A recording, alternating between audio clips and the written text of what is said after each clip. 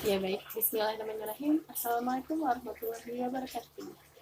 Halo semuanya, balik lagi sama aku Mindawati dengan NIM 1908353 dari program studi ilmu pendidikan agama Islam Universitas Pendidikan Indonesia angkatan 2019. Di video kali ini, aku mau sedikit menyampaikan terkait dengan sejarah peradaban Islam di Jerman. Wah, gimana ya videonya? Oke, bisa langsung disimak aja ya video berikut ini. Jerman, negara yang terletak di tengah benua Eropa dan berbatasan dengan 9 negara. Negara yang beribu kotakan di Berlin ini berbatasan dengan berbagai kawasan. Di antaranya, di sebelah utara, Jerman punya akses ke Laut Baltik dan Laut Utara. Di sebelah selatan, Jerman berbatasan dengan pegunungan Alpen. Dengan luas daerah mencapai 357.340 km persegi, Jerman adalah negara keempat terbesar di Uni Eropa sesudah Prancis, Spanyol, dan Swedia. Adapun untuk jumlah penduduk Jerman sampai akhir tahun 2019, total populasi Jerman mencapai 83,2 juta orang. Peningkatan jumlah penduduk tahun 2019 berasal dari orang yang bermigrasi ke Jerman. Neraca migrasi menunjukkan angka plus sekitar 300.000. Artinya, jumlah orang yang datang dan menetap di Jerman 300.000 lebih banyak daripada yang meninggalkan Jerman.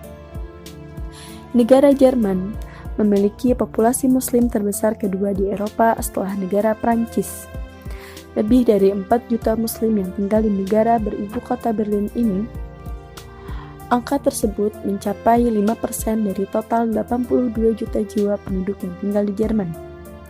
Walaupun termasuk agama yang minoritas, namun Islam sendiri menduduki sebagai agama terbesar ketiga yang berada di Jerman. Awal masuknya Islam di Jerman. Sejarah yang cukup panjang mewarnai proses masuknya Islam ke Jerman. Bahkan sejak masa Turki Utsmani. Ketika Turki Utsmani menginvasi Wina pada tahun 1683, banyak tentara Turki yang dipenjara di wilayah kerajaan Prusia yang saat ini menjadi negara Jerman. Sejak saat itu, komunitas muslim di wilayah Jerman sudah ada dan terus berkembang hingga abad berikutnya. Pada abad ke-18, menjadi kedatangan umat Islam berikutnya di wilayah Jerman, ketika Raja Friedrich Wilhelm I, Kerajaan Prusia menjalin hubungan kerjasama dengan dinasti Turki Utsmani dalam bidang militer. Hubungan kerjasama yang terjalin cukup baik dalam bidang militer antara kedua kerajaan ini tetap berlanjut sampai masa pemerintahan berikutnya, yaitu Raja Friedrich II. Selanjutnya, memasuki awal abad ke-20, hubungan Jerman dan Turki Utsmani semakin erat. Turki terlibat dalam Perang Dunia I pada tahun 1914 sampai 1918 dan menjadi sekutu Jerman. Dalam perang tersebut, pihak Jerman mengalami kekalahan dan banyak tentara dari Turki Utsmani yang menjadi tawanan perang dan memilih untuk menetap di Jerman daripada kembali ke negeri asalnya Turki. Pasca Perang Dunia Kedua, khususnya pada tahun 1960 sampai 1970, gelombang pekerja imigran dari Turki, Afrika Utara, dan bekas Yugoslavia mulai didatangkan untuk membantu pembangunan infrastruktur di Jerman sejak tahun 1980. Jumlah imigran muslim pencari suaka di Jerman mulai meningkat, terutama berasal dari etnis Turki. Dengan banyaknya imigran dari Turki, sehingga Islam bisa dengan cepat masuk dan berkembang di negara federasi tersebut. Selanjutnya, ada jejak peradaban Islam di Jerman. Apa aja sih jejak peradaban Islam di Jerman? Yang pertama, terdapat pemakaman Muslim pertama di Jerman yang bernama Pemakaman Sahitlik yang dibangun pada tahun 1798 sebagai bentuk penghormatan terhadap duta besar Turki ketiga, yakni Ali Aziz Effendi. Dan tidak lama berselang dari itu, pada tahun 1980 dibangun sebuah masjid pertama di Jerman dengan nama Masjid Berlin Turk Sahitlik Cami, atau lebih dikenal dengan nama Masjid Sahitlik, yang dalam bahasa Turki, Sahitlik ini berarti para syuhada. Masjid ini berdiri megah di Jalan Kolumba, daerah Tempelhof di tengah kota Berlin. Masjid Sahitlik berdiri dengan kubah besar dan 2 menara lancip yang menjadi ciri khas arsitektur Ottoman atau orang-orang Turki. Kemudian, selain itu pula di Jerman terdapat Masjid Sentral Kota Cologne. Masjid yang dibangun pada tahun 2009 ini merupakan masjid terbesar di Jerman dan mampu menampung sekitar 1.200 orang jemaah. Selain digunakan untuk tempat ibadah umat muslim, masjid ini juga mengadakan kegiatan sosial yang terbuka bagi non-muslim. Ini yang membuatnya menjadi istimewa di Jerman. Selain itu pula terdapat sebuah Islamic Center Hamburg yang menjadi salah satu masjid tertua di Eropa. The Islamic Center Hamburg berdiri pada tahun 1950 dan hingga kini masih menjadi salah satu pusat Islam di dunia barat. Selanjutnya, ada organisasi Islam di Jerman. Organisasi apa aja sih yang ada di Jerman? Nah, di antaranya adalah 1. Verband der Islamischen Kulturen atau Persatuan Pusat Kebudayaan Islam, disingkat menjadi VIKZ atau FIX gitu ya. FIX ini merupakan komunitas keagamaan tertua di Jerman yang berdiri pada tahun 1973. Organisasi ini merupakan komunitas sufi dengan program pelatihan imam, kursus baca Al-Quran, dan juga kursus syariah.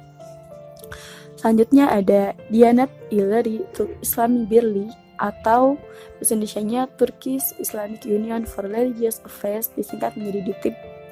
Nah, DITIB ini merupakan organisasi Islam terbesar yang mewakili Muslim Turki di Jerman. Beberapa tugas DITIB adalah melayani pengurusan visa, izin imam, izin konstruksi masjid, guru agama, dan pelatihan bahasa Jerman. DITIB organisasi Islam yang moderat. Selanjutnya ada Islamis Gemeinschaft Miligorus atau Komunitas Islam Miligorus, disingkat menjadi IGMG. IGMG berdiri pada tahun 1985. Organisasi ini memiliki hubungan yang dekat dengan partai Islamis di Turki. Secara umum, para pemimpin dan anggota IGMG berintegrasi dengan baik dengan masyarakat Jerman. Selanjutnya, organisasi yang keempat ada Zentralat der Muslim in Deutschland atau Dewan Pusat Muslim, disingkat menjadi ZMD. ZMD merupakan organisasi Islam di Jerman yang berdiri pada tahun 1994. ZMD dipimpin oleh Ayub Axel Kohler yang anggotanya berada di 8 negara bagian Jerman. Organisasi selanjutnya ada Islam Council atau Islamrat, disingkat menjadi IR. IR ini berdiri pada tahun 1986 di Berlin dan menaungi 23 organisasi Islam. IR merupakan organisasi Islam yang mendukung suatu varian Islam konservatif. IR terus berupaya untuk mendapatkan pengakuan secara hukum dari negara dan mendapatkan izin memberikan pengajaran agama Islam di sekolah publik. Dan yang terakhir, organisasi yang ada di Jerman adalah Dewan Koordinasi Muslim atau Coordination der Muslim (KRM), didirikan pada tahun 2007 sebagai organisasi yang membicarakan masalah integrasi Muslim. KRM dibentuk sebagai organisasi payung bagi semua organisasi Islam di Jerman. Selanjutnya ada keseharian umat Muslim di Jerman. Bagaimana sih keseharian umat Muslim di Jerman? Ya, di Jerman semua agama hidup berdampingan. Kebebasan beragama di sana berhubungan dengan asas demokrasi di Jerman. Tidak bisa dipungkiri lagi bahwa Islam sudah merupakan bagian dari negara Jerman.